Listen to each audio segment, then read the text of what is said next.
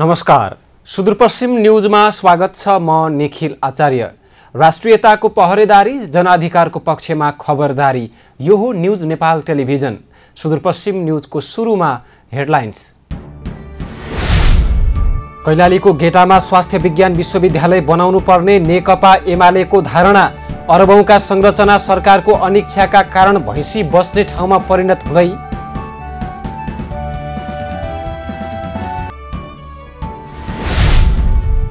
बाढीबाट प्रभावितहरूको व्यवस्थापनमा सरकारले ध्यान दिनुपर्ने प्रतिनिधि सभाका सांसदहरूको माग। गत वर्ष बाढीले भत्काएका पुल अझै बनेनन्।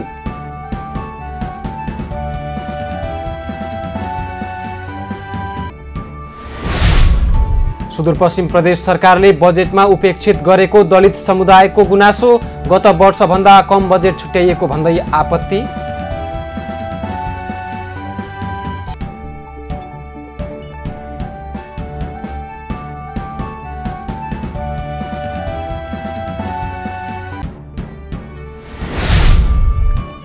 र कैलालीको धनगढी उपमहानगरपालिका 13 मा जग्गाको सिमानाको विषयमा विवाद हुँदा कुटाकुट। दुवै पक्षद्वारा एक अर्का विरुद्ध प्रहरीमा उजुरी दायर।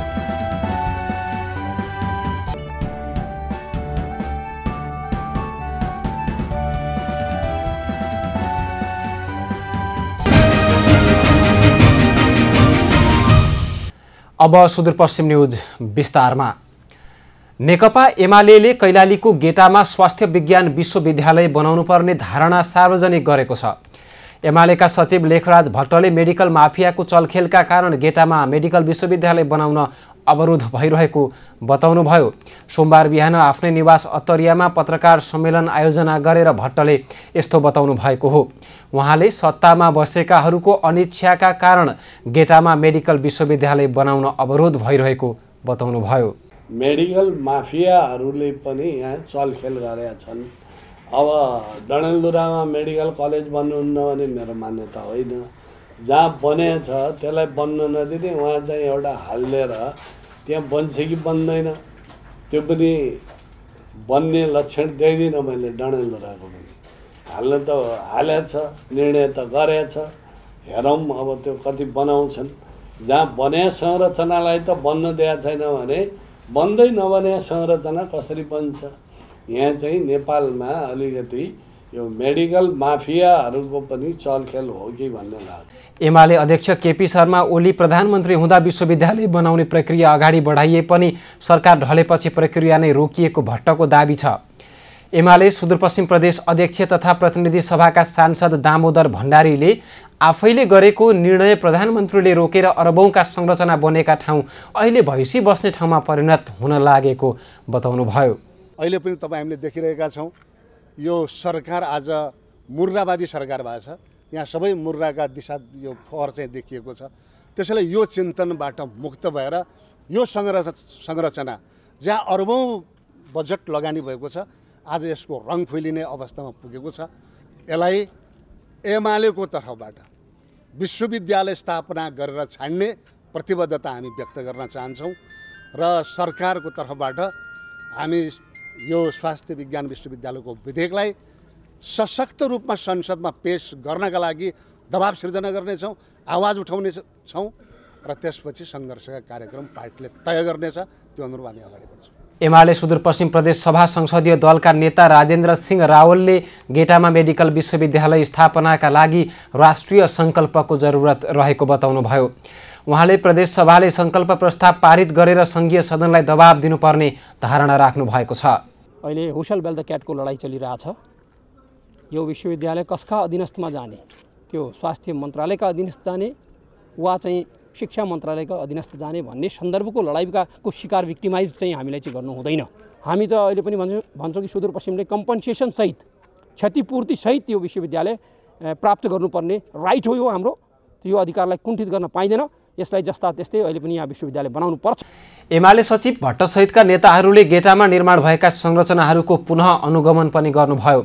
गेटामा शहीद दशरथ चन्द्र राष्ट्रिय स्वास्थ्य विज्ञान विश्वविद्यालय बनाउने निर्णय एमाले सरकारमा भएका बेला गरिए पनि अहिलेको गठबन्धनले बजेटसम्म आइपुग्दा खारेज गरिदिएको ठहर एमालेको छ।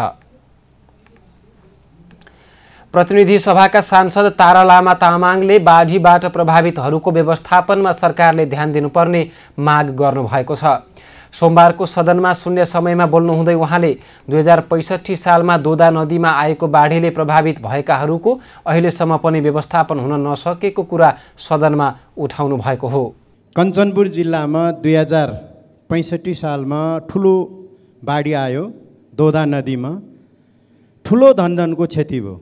सम्माननीय राष्ट्रपति तत्कालीन रामवरण यादवज्यूले निरीक्षण पनि गर्नुभयो। आशा गर्यो जनताले अहिलेसम्म बाढीबाट विस्थापित जङ्गलको किनारमा बसेको राणा पहाडी बस्तीलाई व्यवस्थित गर्न सकेको छैन। बारम्बार आवाज उठाइयो, गरेको छैन। लालजाडी, बेलौरी र पुनर्वासको केही वाडाहरू पुरै डुबानमा पर्छन्। यसको संरक्षण बाढी पहिरोबाट पीडितहरूको लागि सरकारले उचित ध्यान दियोस् भन्ने माग राख्छु। साथै कति पटक उठाउनु पर्ने हो। कञ्चनपुरको आरक्षित पीडितहरू अहिले पनि काठमाडौँमा भौतारी राखेका छन्। सरकारले चासो दिएको छैन। यसतर्फ छिटो ध्यान जाओस् भन्ने माग राख्छु। प्रतिनिधि सभाका सांसद वीरेन्द्र प्रसाद बढुले गत वर्षदेखि बाढीले पुल बगाएका ठाउँमा अझै नबनेपछि दार्चुलाका केही स्थान सम्पर्क विच्छेद अवस्थामा रहनु परेको बताउनु भएको छ। उहाँले गत वर्ष भदौ 24 गतेको बाढीले तिङ्कर सडकमा पर्ने पुल बगाएको र अहिलेसम्म पनि नबनेको कुरा सोमबारको सदनमा उठाउनु भएको हो।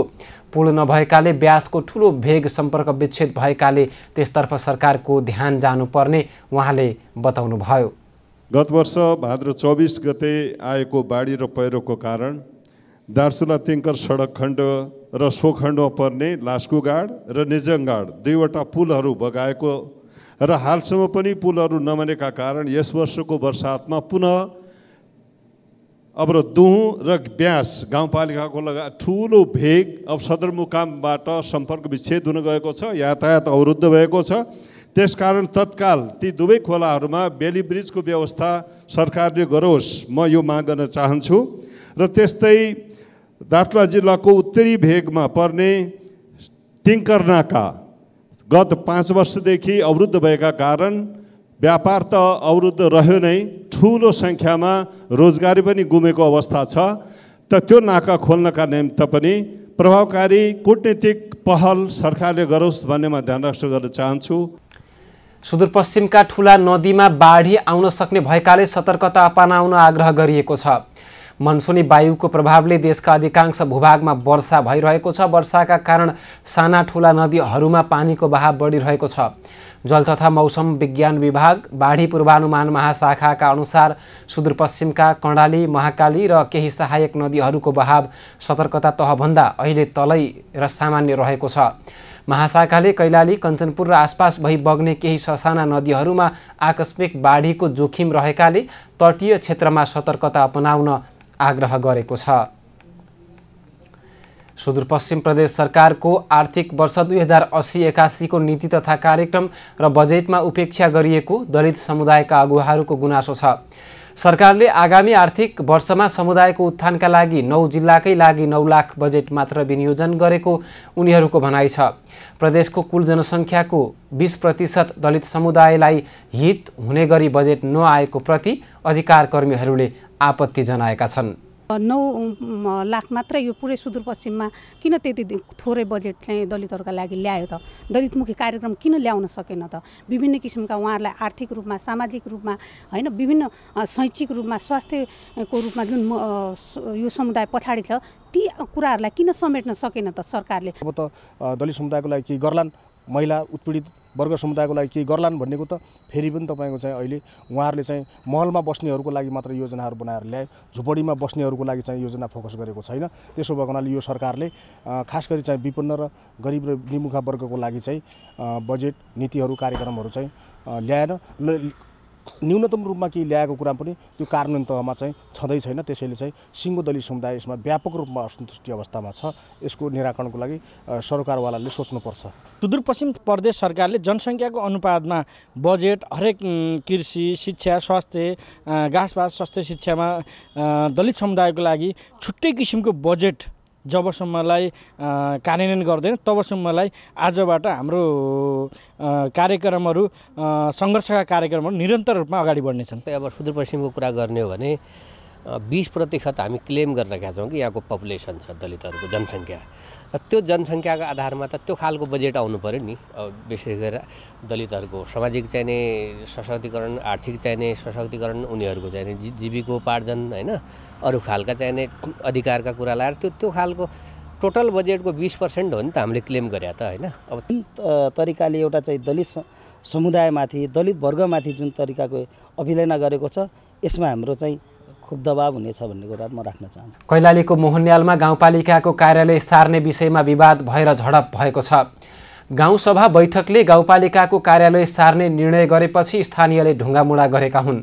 5 वर्षदेखि सो गाउँपालिकाको कार्यालय वडा नम्बर 4 खिमडीमा रहेको छ। आइतबारको गाउँसभाले वडा नम्बर 1 भकुण्डे टार सार्ने निर्णय गरेको थियो। बहुमतका आधारमा कार्यालय सार्ने निर्णय गरिए पनि अहिले कार्यालय रहेको स्थानका नागरिकले ढुङ्गामुढा गरेका हुन्।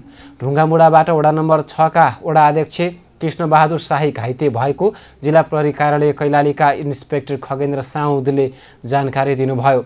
स्थानीयले गाउँपालिकाको कार्यालयमा समेत क्षति पुर्याएका छन्। कैलालीको धनगढी उपमहानगरपालिका 13 मा जग्गाको सिमानाका विषयमा विवाद हुँदा कुटाकुट भएको छ।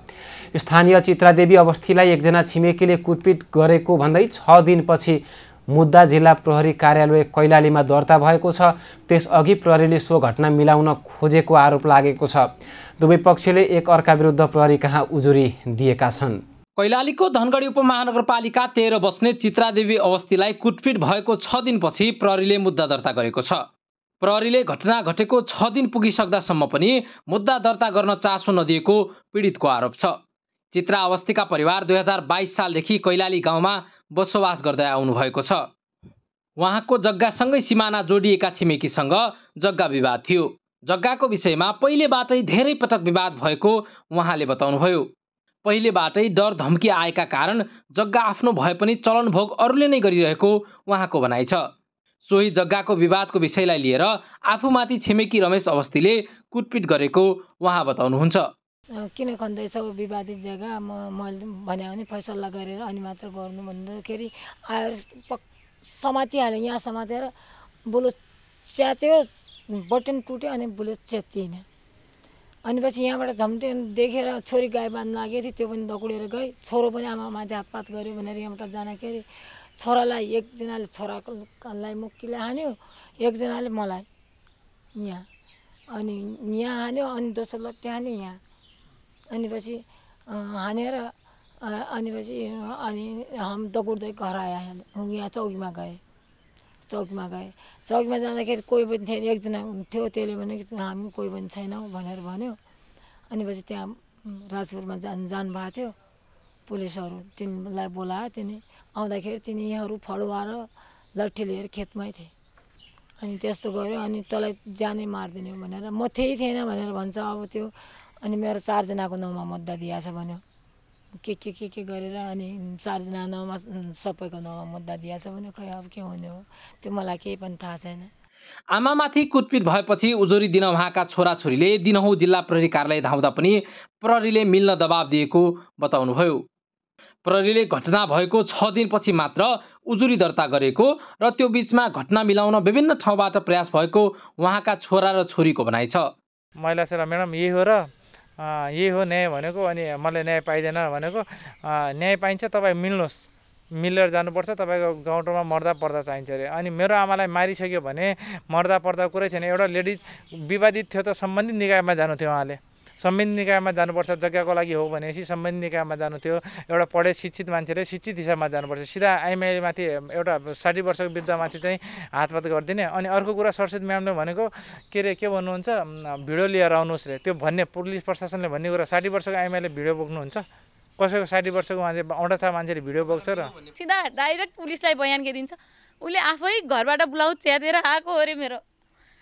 आफै ब्लड च्यातेर आयो अनि आफै निलडाम गरेर आएको थियो भनेर पुलिसलाई बयान दियो। त्यसले उत्केरै सबै परिवारले। अनिपछि उहाँहरू अनिपछि अझ त आइहाल्यो पनि पुलिसकै मुखनेर हामीसँग गर्न लाग्यो। मैले उहाँ उभिनै थिएन, मैले उहाँलाई फिल्ड देखाएँ। म आफू आफ्नो मासको टिप्न गएको थिएँ नि त, आमाको भाँडा पनि थियो, ऊ पनि चप्पल पनि लिएर आइहालेँ। जिल्ला प्रहरी कार्यालयले 60 वर्षीय वृद्धमाथि कुटपिट हुँदा पनि घटनालाई सामसुम पार्न खोजेको पीडितको आरोप रहेको छ। प्रहरीले असार 6 गते घटना घटेको भए पनि कुनै कारबाहीको प्रक्रिया अगाडि बढाएको छैन।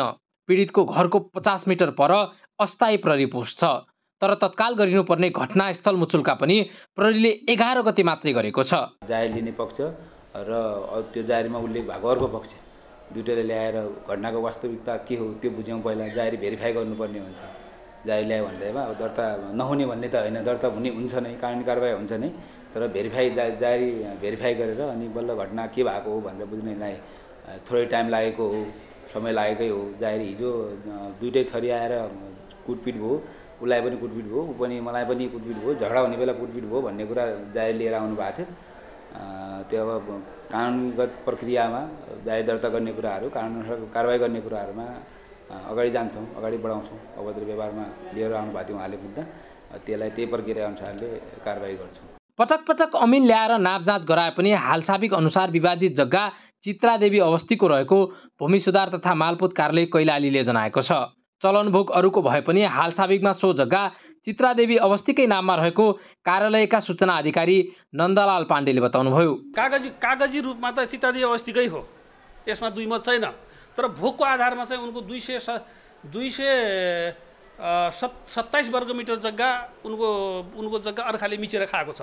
महिलामाथि कुटपिटको आरोप लागेका अर्को पक्षले पनि आफूमाथि कुटपिट गर्न आएको भनेर प्रहरीमा उजुरी दिएको जनाइएको छ। प्रहरीले दुवै उजुरीलाई दर्ता गरेर अनुसन्धान गरिने बताएको छ। राजन जयगढी, न्युज नेपाल टेलिभिजन, सुदूरपश्चिम प्रदेश ब्युरो, धनगढी। कञ्चनपुरको परासन 7 का 27 वर्षीय मातृका प्रसाद जोइसीले एकजना नर्ससित 78 लाख रुपैयाँ ठगी गरेको पाइएको छ। डाक्टर हुँ भनेर प्रेमको नाटक गरी जैसीले युवतीकै आर्थिक सहयोगमा 40 लाखको कार खरिद गरेका थिए।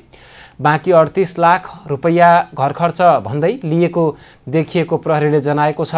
जैसीले नेपाली सेनामा कार्यरत प्रमुख सेनानीकी श्रीमतीलाई पनि त्यसै गरी ठगेको पाइएको छ। कर्नेलकी श्रीमतीसँग 1 करोड 25 लाख रुपैयाँ लिएर जग्गाको कारोबार गर्ने भन्दै असुल गरी बेपत्ता भएको प्रहरीको रेकर्डमा छ। यस्तै विमानस्थल स्थित अध्यागमन कार्यालयका कर्मचारीसँग 25 तोला सुन ठगी गरेको प्रहरीले जनाएको छ। काठमाडौँ परिसरका प्रहरी प्रवक्ता एसपी सीताराम रिजालले चिकित्सकको आवरणमा जैसीले नर्सदेखि अधिवक्तासम्मलाई ठगी गरेको बताउनुभयो। नक्कली चिकित्सक बनेर ठग्ने जैसीलाई प्रहरीले पक्राउ गरिसकेको छ। नर्सदेखि अधिवक्ता समेतलाई ठगेको अनुसन्धानबाट खुलेको प्रहरीले जनाएको छ। त्यसबाहेक अन्यलाई पनि ठगेको गुनासो आएको तर जाहेरी नपरेको प्रहरीको भनाइ छ। प्रहरीका अनुसार जैसीले ठगी गर्न नेपाल मेडिकल कलेज नेपालगञ्जको लोगो अङ्कित विशेष कार्ड बनाएको पाइएको छ। जैसीले आफू कार्यरत रहेको विश्वास दिलाउन वीर अस्पतालको लोगो प्रयोग गरेको र सरकारी नम्बर प्लेटको गाडी चढ्ने गरेको अनुसन्धानका क्रममा देखिएको छ। प्रहरीले यस विषयमा थप अनुसन्धान गरिरहेको छ। कैलालीको धनगढी उपमहानगरपालिका 5 र 6 जोड्ने सडकमा कालोपत्रे गर्दा अनियमितता भएको विषयमा अनुगमन गर्न सरकारी टोली अझै पुगेको छैन। स्थानीयले विरोध गरे पनि उपमहानगरपालिकाले अनुगमन नै गर्न नगएको हो। स्थानीय कुबेर खड्काले सडक कालोपत्रे गर्न हतारमा निर्माण कम्पनीले गलत गरिरहेको देखिए पनि अनुगमन गर्न सरकारी टोली नपुगेको गुनासो गर्नुभयो। वडा नम्बर 5 विश्राम चोकदेखि वडा नम्बर 6 जाली जोड्ने सडक मापदण्ड विपरीत निर्माण गरिरहेको भन्दै स्थानीयले विरोध गरिरहेका छन्। सडकमा गिट्टीको बेस राख्नुपर्ने ठाउँमा निर्माण कम्पनीले ढुङ्गामाथि कालोपत्रे गर्न खोजेको स्थानीयको भनाइ छ। करिब 2 वर्ष अगाडि निर्माण थालिएको उक्त सडकको काम टेडी कन्स्ट्रक्सनले गरिरहेको छ। 3 किलोमिटर लम्बाइ रहेको उक्त सडकमा निर्माण कम्पनीले पटक पटक लापरवाही गरेको स्थानीयको आरोप छ। कञ्चनपुरमा एक किशोरी मृत फेला परेकी छन्। बेतकोट नगरपालिका 9 सुन्दरपुरकी 17 वर्षीय ऋतु राणा आफ्नै घरमा मृत अवस्थामा फेला परेकी हुन्। सोमबार बिहान घरमा आफै सुत्ने कोठामा ती किशोरी मृत अवस्थामा फेला परेको जिल्ला प्रहरी कार्यालय कञ्चनपुरले जनाएको छ। मृतकको महाकाली अस्पतालमा पोस्टमार्टम पछि परिवारले शव बुझेका छन्। घटनाबारे अनुसन्धान भइरहेको छ। यो खबरसँगै हामी सुदूरपश्चिम न्युजको अन्त्यमा आइपुगेका छौँ। समाचार सक्नु अघि हेडलाइन्स फेरि एकचोटि। कैलालीको गेटामा स्वास्थ्य विज्ञान विश्वविद्यालय बनाउनु पर्ने नेकपा एमालेको धारणा। अरबौंका संरचना सरकारको अनिच्छाका कारण भैँसी बस्ने ठाउँमा परिणत हुँदै।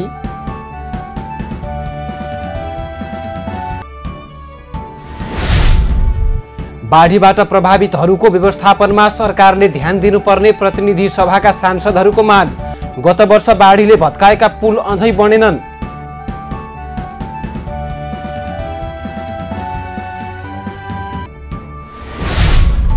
सुदूरपश्चिम प्रदेश सरकारले बजेटमा उपेक्षित गरेको दलित समुदायको गुनासो। गत वर्षभन्दा कम बजेट छुट्याइएको भन्दै आपत्ति।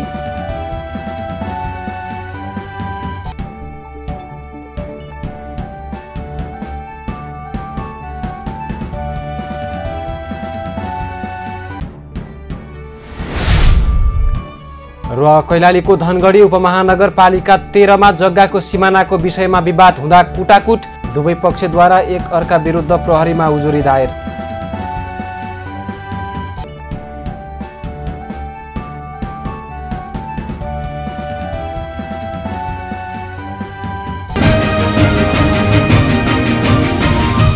हवस् त अहिलेलाई सुदूरपश्चिम न्युज यति नै।